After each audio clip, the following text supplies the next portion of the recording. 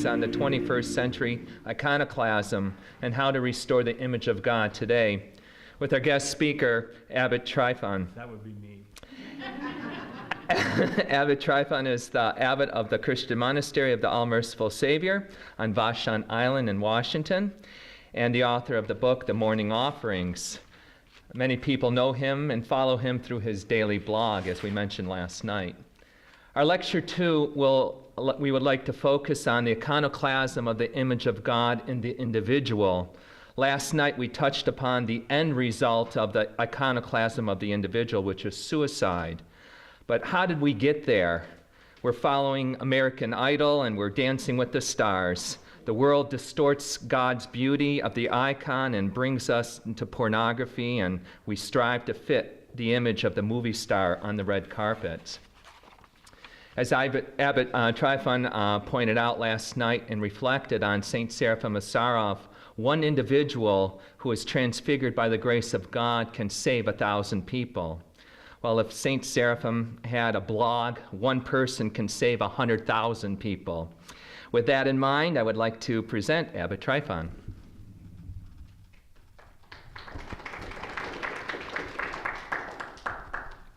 How's this sound? Perfect? Okay. I have to tell you that having this glass here, this water, reminds me of when I was a graduate student in Berkeley, and I had a friend who was the nephew of Alan Watts. Some of you older people probably remember Alan Watts. He was an Episcopal priest who kind of went off the deep end and became a sort of a, I guess I would have to say, Hindu of some sort. And so he was always on the circuit giving spiritual talks. And I went to one of his lectures at I think it was a Unitarian church in downtown San Francisco with my friend Romuald.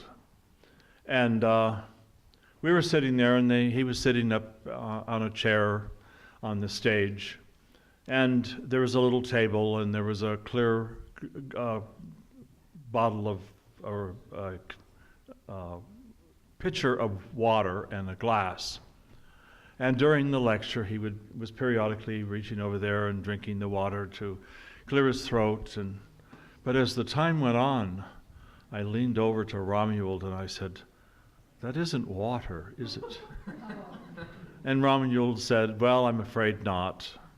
My uncle loves his vodka."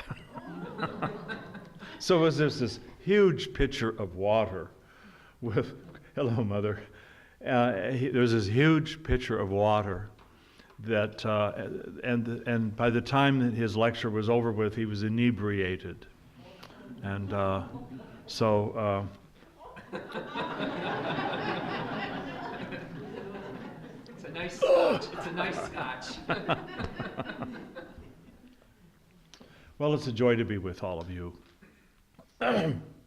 I'm particularly happy to have some young people here today. I have been lecturing at area universities in Washington for the last 20-some years. And when we first moved our monastery to Vashon Island in 1988, the thing I missed the most were my students, because I taught in Berkeley. And every day I would go to a little coffee house on the island and drink lattes and hope to meet people, and never did. And I was really missing Berkeley coffee houses, and I was especially missing the energy of young people. And when I taught, one of the things that made me, dare I say, one of the more popular professors was because the students knew I loved them, and they knew I respected them, and they knew that I wasn't so interested in having them believe what I believed, but learning what they believed and valuing that. And I still feel that way. And I think that if as we older people learn to value the opinion of our young people, we will not only profit from the experience, but we will grow spiritually. They have a capacity, and this is one of the things I really particularly respect about your generation, is that you are the ones that value authenticity. And as we get older, there's a certain corruption that takes place, and often authenticity is the first thing to go out the window. And of course, authenticity is essentially what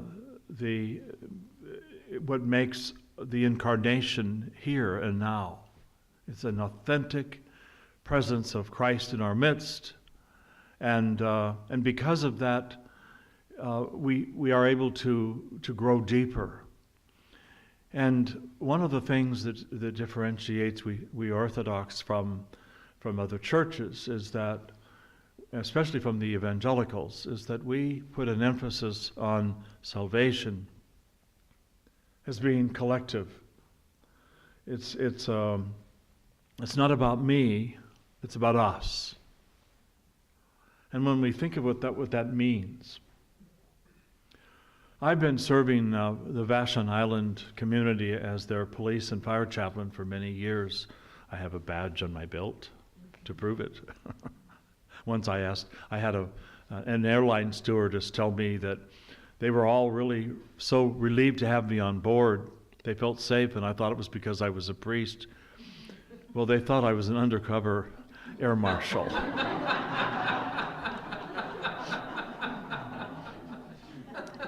Well, my first thought was, this is really undercover. My second thought was, if I was undercover, why would I be wearing a big badge on my belt? But if that made them feel comfortable, I was happy with that. But as we journey into the heart of God, we're doing it together. In fact, the image that comes to my mind as I say those words at this moment, this will show you how that I'm still a recovering psychologist, is that song, "We're Off to See the Wizard," and we're all holding hands on the yellow brick road and skipping along. Only we're off to see the Lord, that kind of thing. We're journeying this together, and it's not a journey that we have to do alone, and yet ultimately it is alone, because we have decisions that we have to make in how we're going to live our lives as Christians, and what it means to be a Christian. And it's not about dogma. It's not about liturgical correctness. It's not about beautiful temples. These are all aids in the journey. But it's about the heart. It's about being true to self and loving others and being quick to forgive. There's no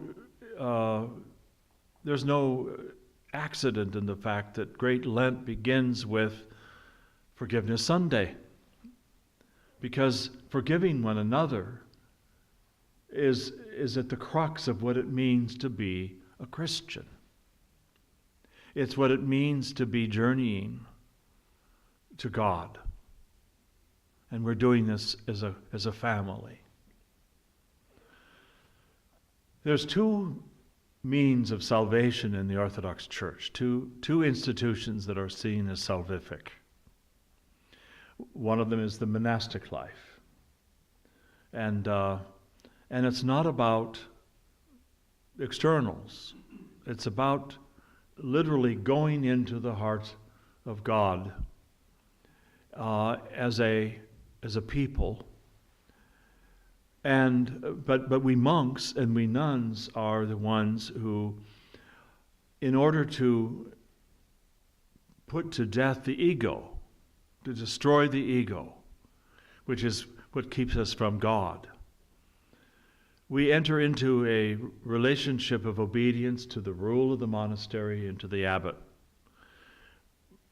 And the abbot is in obedience to the rule and to his brothers.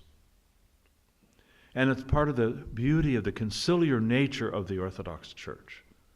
We don't have a pope. We have equal bishops who are obedient to the dogma of the church and to the traditions and to the canons of the church, and obedient to one another. And so when they meet in conclave, it is with that in mind. Same way in a monastery. So in our monastery, there are 6 of us altogether. And we're all very different from one another. In fact, I would say that if we were out in the world, it would be highly unlikely that we ever would have met and become friends. But instead, we've met in community and we are brothers. And I see the role of the abbot as being the one who recognizes the gifts that others bring into community and then delegating obediences to them so that we have a community that has a good pulse. And so we're going together into this relationship with God by supporting one another. The word monk means alone. Oh, good, more young people. I felt my pulse increase. It's like blood flow is sort of like osmosis. You know, I love being around fellow old people, but when we have young people around, there's a dynamic quality that builds up, and we need one another, all of us. The other salvific institution is marriage. And marriage for the Orthodox is very different than in the West. We don't have this, in the Roman Catholic and the Protestant churches, there's usually an exchange of vows. And it seems that, especially among evangelicals, the emphasis of the vows has been young women pledging obedience till death do them part to her husband-to-be. And then is it any wonder that places like Iceland are considering abandoning the institution of marriage altogether? Because what young woman in her right mind would want to be absolutely given over in obedience to this young man? It's not an equal relationship. In Orthodoxy, we don't have the exchange of vows. In the narthex, we traditionally have the exchange of rings. But the actual sacramental part of a marriage takes place with the crowning. And the crowning isn't like a little prince and princess. Oh, look at, isn't that sweet? They both have little crowns on their heads. It's not about that. It's the crown of martyrdom. Death to self. So the young man surrenders his self-will and his ego to his wife, in obedience to his wife. And the woman surrenders her self-will and obedience to her husband. And this is what makes for a strong Christian marriage, because both of them are on a journey and both of them are surrendering self-will for the sake of the unity, and they become one body. So that's what that crowning means. It's a beautiful thing.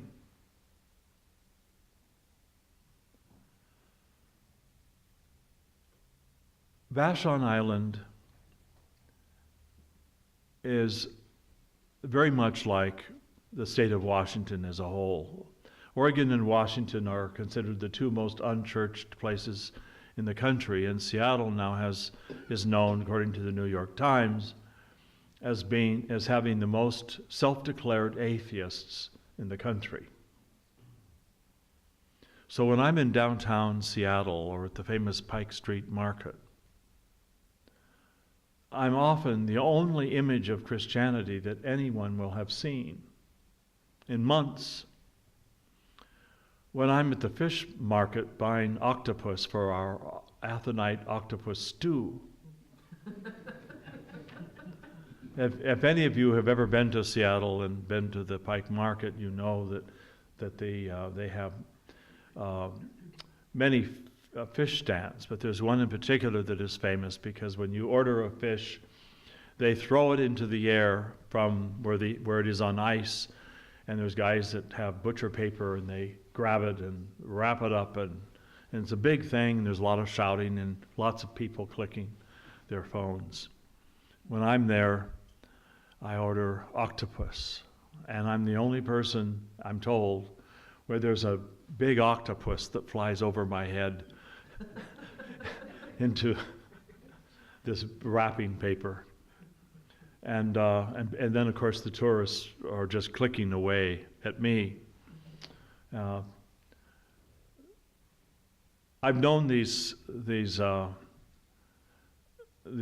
people, these guys that work in that stand for so long, since '88, that I either get high-fived or hugged by them when I go there, which again causes this huge stir with out-of-towners who've never seen anything like me, clicking my picture and or wanting their picture taken with me. In fact, I was telling Matushka this morning that the chef came out of the kitchen this morning at the hotel and said that he and one of the waiters want to have their photo taken with me tonight.